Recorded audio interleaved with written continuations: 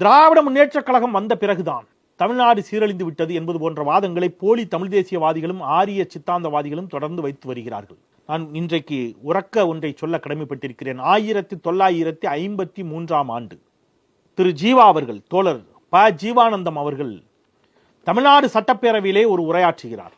இன்னைக்கு நிறைய பேர் சொல்றாங்கல்ல, திமுக வந்த பிறகுதான் தமிழ்நாடு சீரழிந்து விட்டது, ஏதோ அதற்கு முன்பாக தமிழ்நாடு பாலாறும் தேனாரும் ஓடியது போலவும் திமுக வந்த பிறகுதான் தமிழ்நாடு ஒன்றுமில்லாமல் போய்விட்டது என்பது போன்ற ஒரு மாய தோற்றத்தை மீண்டும் மீண்டும் ஏற்படுத்துகிறார்கள் அல்லவா, ஒரு போலி தோற்றத்தை. 1953ஆம் ஆண்டு தோழர் ஜீவா அவர்கள் தமிழ்நாடு சட்டப்பேரவையிலே ஒரு உரையாற்றுகிறார். அந்த உரையில் அவர் ராஜாஜிக்கு சில கேள்விகளை எழுப்புகிறார். ராஜாஜியை நோக்கியதான உரை அது. ராஜாஜி அப்பொழுது ஆட்சி பொறுப்பில் இருக்கிறார். அவர் கேட்கிறார், தோழர் ஜீவா, தமிழ்நாட்டில் பசியும் பஞ்சமும் பட்டினியும் கோரத்தாண்டவும் ஆடுகிறது. மரியாதைக்குரிய ராஜாஜி அவர்களே, நான் சமீபத்தில் கோவைக்கு சென்றிருந்தேன். கோவை மாவட்டத்தில் பசியால் பட்டினியால் இறந்து போனவர்களுடைய புகைப்படங்களை பத்திரிகைகளில் பார்த்தபோது அதிர்ந்து போனேன். அதில் ஒரு இளம்பெண் பட்டினியால் மாண்டு போயிருக்கிறாள். அவளுடைய உடலை காக்கைகளும் கழுகுகளும் பித்து தின்றிருக்கின்றன. அந்த புகைப்படத்தை பார்த்தபோது தமிழ்நாடு என்ன நிலைமையில் இருக்கிறது என்பதை அறிந்து நான் வேதனையுற்றேன், அதிர்ந்து போனேன் என்று தமிழ்நாடு சட்டப்பேரவையில் தோழர் ஜீவானந்தம் பேசியது 1953ஆம் ஆண்டு.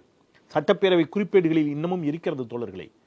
எனில் 1950களில் 53இல் 55இல் 60களில் தமிழ்நாடு என்னவாக இருந்தது என்று கேட்டால் உணவு பஞ்சம் உச்சத்தில் இருந்தது என்பதுதான் உண்மை. அதனால்தான் பேரறிஞர் அண்ணா அவர்கள் திராவிட முன்னேற்றக் கழகத்தின் சார்பில் தேர்தலை சந்திக்கின்ற பொழுது அவர் ஒரு வாதத்தை வைத்தார், ஒரு முழக்கத்தை முன்வைத்தார். திமுக வெற்றி பெற்றால் ₹1 3 படி அரிசி லட்சியம், 1 படி அரிசி நிச்சயம் என்ற ஒரு கோரிக்கையை வைத்ததனுடைய காரணமே அன்றைக்கு தமிழ்நாட்டில் அரிசி பஞ்சம், உணவு பஞ்சம் தலைவிரித்து ஆடிய காலகட்டம்.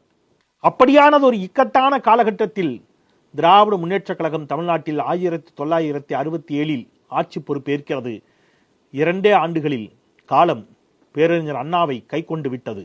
மீண்டும் உதித்த உதய சூரியன் மறைந்து போனதா, தமிழ்நாடு இருளில் மூழ்கி போனதா என்ற அச்சம் மக்களை கவ்விய போது உதித்தெழுந்து வந்த உதய சூரியன் தான் நம்முடைய தலைவர், மாண்புமிகு மேனாள் முதலமைச்சர், திராவிட முன்னேற்றக் கழகத்தினுடைய முன்னாள் தலைவர், நம் நெஞ்சமெல்லாம் நிறைந்திருக்கக்கூடிய முத்தமிழறிஞர் டாக்டர் கலைஞர் அவர்கள். திமுக தகவல் தொழில்நுட்ப அணி கொண்டாடும் திராவிட மாதம்.